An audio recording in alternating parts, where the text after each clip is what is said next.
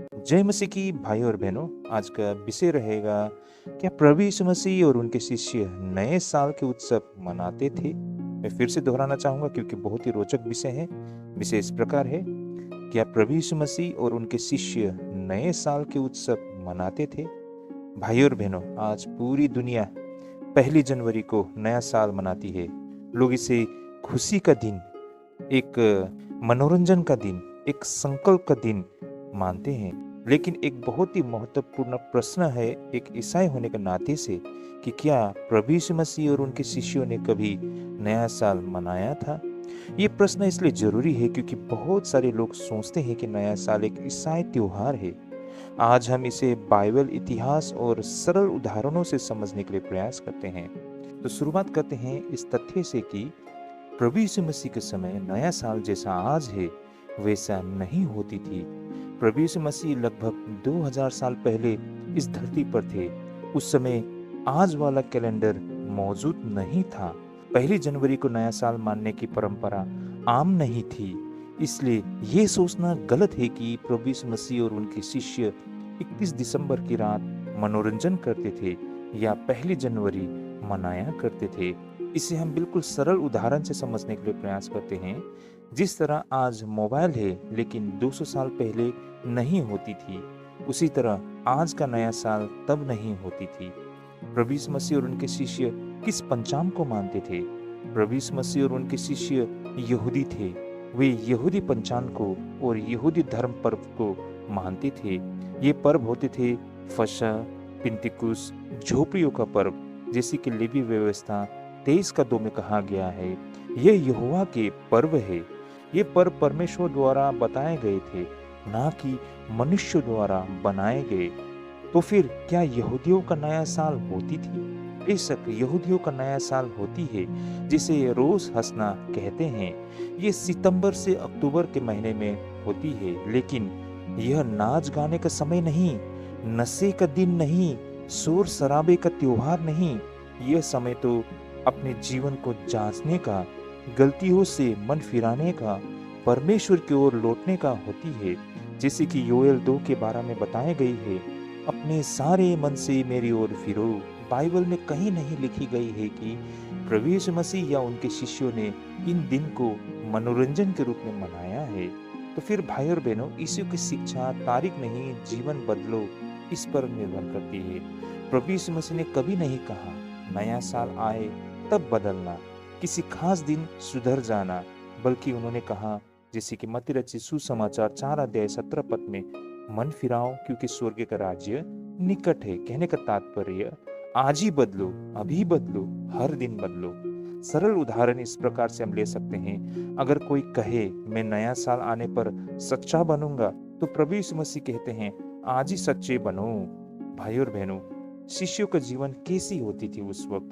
प्रभु यीशु मसीह के शिष्य हर दिन प्रार्थना किया करते थे, हर दिन शिक्षा देते थे, हर दिन दूसरों की सेवा करते थे। प्रेरितों के काम 2 के 42 में कहा गया है, वे शिक्षा, संगति, प्रार्थना में लगे रहते थे। उनके लिए हर दिन परमेश्वर का दिन था। यही कारण भाई और बहनों, आज आप और हम भी 1 जनवरी को महत्व देंगे और दूसरे दिन को मन चाहे उसी तरह रहेंगे, तो इसका कोई मायने नहीं रहता है। हर दिन को परमेश्वर ने बनाया है, हर दिन पवित्र है। यही कारण हमें सत्य और तथ्य में जीवन को जीना होता है। प्रेरित पौलुस भी स्पष्ट शिक्षा देती है। प्रेरित पौलुस कहते हैं रोमियो 14 के 5 में, कोई एक दिन को बड़ा मानता है, कोई सब दिन को समान। इसका मतलब ये है कि परमेश्वर तारीख से बंधा नहीं, सच्ची भक्ति रोज की होती है। भाई और बहनों, ये नया साल, ये कैलेंडर मनुष्यों की जात है। बेशक परमेश्वर के अगुवाई और परमेश्वर के समझ में ये सब की गई थी, लेकिन फिर भी हम इन तारीखों और समय के द्वारा हम परमेश्वर को सीमित नहीं कर सकते हैं। हम हमारे मुताबिक परमेश्वर को नहीं चला सकते हैं, बल्कि हम तो परमेश्वर की इच्छा के मुताबिक चलने वाले परमेश्वर के जन है। कुलिसियों 2 के 16 में बताया गया है, कोई तुम्हें खाने पीने या पर्व के विषय में दोष न लगाए। तो फिर भाई और बहनों, आज ईसाई नया साल क्यों मानते हैं? आज नया साल एक सामाजिक और नागरिक दिन है। पूरी दुनिया इसे मानती है। इसे ईसाई मनोरंजन के लिए नहीं, बल्कि धन्यवाद प्रार्थना, आत्मा परीक्षा के लिए उपयोग करते हैं। भजन संहिता 90 का 12 में कहा गया है, हमें अपने दिन गिनना सिखा। आज के लिए भाई और बहनों, शिक्षा ये है कि यीशु और उनके शिष्य नए साल नहीं मानते थे, लेकिन वे हर दिन अच्छा जीवन जीते थे। इसलिए आज प्रश्न ये नहीं है कि क्या हम नया साल मनाएं, बल्कि ये है कि हम अपना जीवन कैसे जी रहे हैं। समुपदेश 7 के 8 में कहा गया है, किसी काम के आरंभ से उसका अंत उत्तम है। अगर हम साल की शुरुआत सही करें तो उसका अंत भी अच्छी होती है।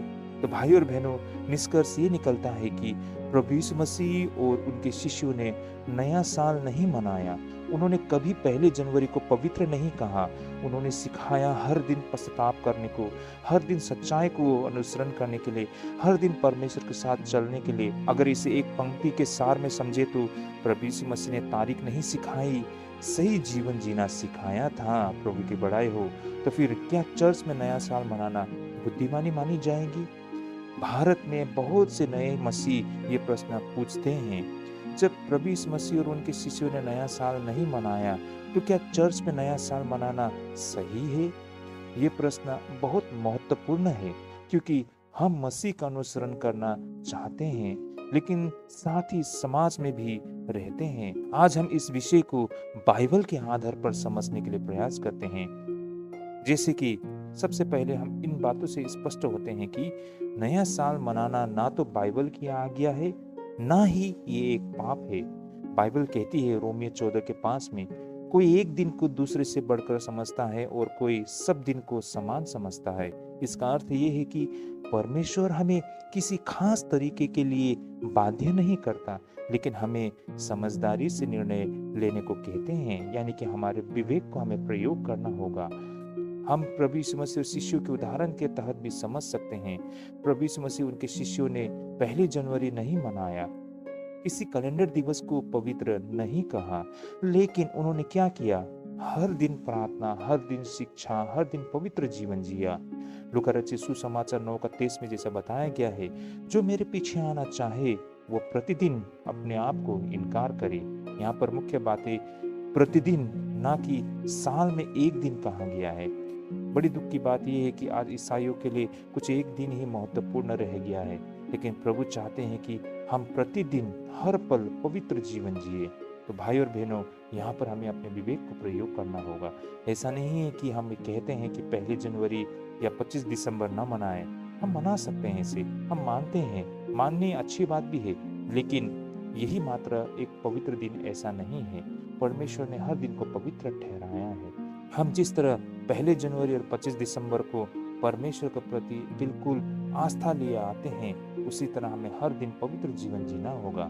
तो फिर चर्च नया साल क्यों मनाते हैं? चर्च नया साल इसलिए नहीं मानते हैं कि यह बाइबल में लिखा है या प्रभु यीशु मसीह ने मनाया था, बल्कि इसलिए कि संसार के गलत तरीके से बचने के लिए। भारत में नया साल अक्सर इन बातों से जुड़ा होता है, जैसे कि शराब पीना, नशा करना, अनैतिक मनोरंजन करना, झगड़े और दुर्घटनाएं। चर्च एक सुरक्षित और पवित्र स्थान देता है। इफिसियों 5 का 11 में बताया गया है, अंधकार के कामों से सहभागी न बनो। तो भाई और बहनों, जब कोई व्यक्ति कलीसिया में आते हैं तो इन सारे चीजों से वो दूर रहते हैं।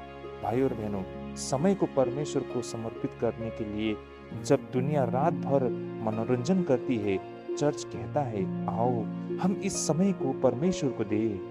भजन संहिता 90 के बारे में जिसे बताया गया है, हमें अपने दिन गिनना सिखा।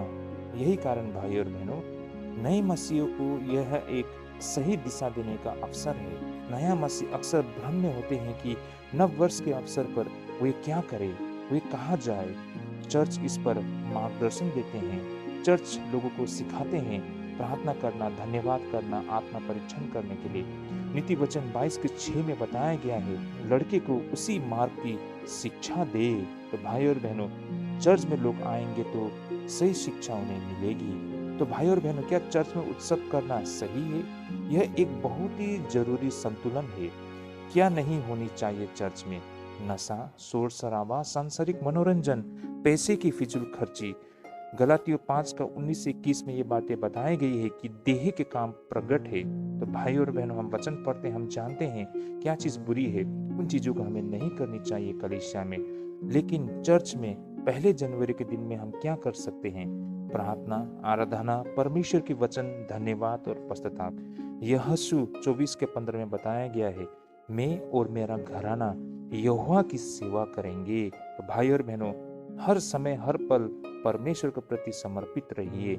इसलिए चर्च में नया साल मनोरंजन नहीं बल्कि प्रार्थना सभा होनी चाहिए। भारत के संदर्भ में परिवार, समाज, धार्मिक पृष्ठभूमि बहुत महत्वपूर्ण रखते हैं। अगर चर्च नया साल न मनाए, नया मसीह गलत संगति में जा सकते हैं, पुरानी आदतों में लौट सकता है। पहला कुरिन्थी 15 का 33 में बताया गया है, बुरी संगति अच्छे चरित्र को बिगाड़ देती है। तो यही कारण चर्च एक सुरक्षित विकल्प देता है। अंततः निष्कर्ष से निकलता है कि तो क्या चर्च में नया साल मनाना बुद्धिमानी है? हाँ, यदि यह प्रार्थना और वचन के साथ हो, यह पाप से बचने के लिए हो, यह आत्मिक बढ़ोतरी के लिए हो। हाँ, लेकिन ये नहीं यदि ये संसार की नकल करे, ये केवल दिखावा हो। समोपदेश 7 का 8 में बताया गया है कि किसी काम के आरंभ से उसका अंत उत्तम है। तो भाई और बहनों, अगर हम साल की शुरुआत परमेश्वर के साथ करें तो उसका अंत भी आशीषमय हो सकता है। तो भाई और बहनों, इसके सार ये निकलता है कि चर्च में नया साल मनाना आज्ञा नहीं लेकिन बुद्धिमानी हो सकता है यदि वह परमेश्वर को केंद्र में रखे। तो भाई और बहनों, प्रभु आप सभी को ढेरों आशीष करे। नव वर्ष के ढेरों शुभकामनाएं आप सभी को। आज के लिए इसी तथ्य और सत्य के साथ इस चर्चा को हम यहीं पे रखते हैं। प्रभु आप सभी को ढेरों आशीष करे। जय मसीह की। आइए हम प्रार्थना करते हैं। हे प्रभु, हम इस नए साल की शुरुआत तेरे चरणों में करते हैं। हम चाहते हैं कि इसका अंत तेरी महिमा और हमारी आत्मिक बढ़ोतरी में हो। हमें सही मार्ग पर चला। हम ये प्रार्थना मांगते हैं यीशु मसीह के नाम पे, आमीन।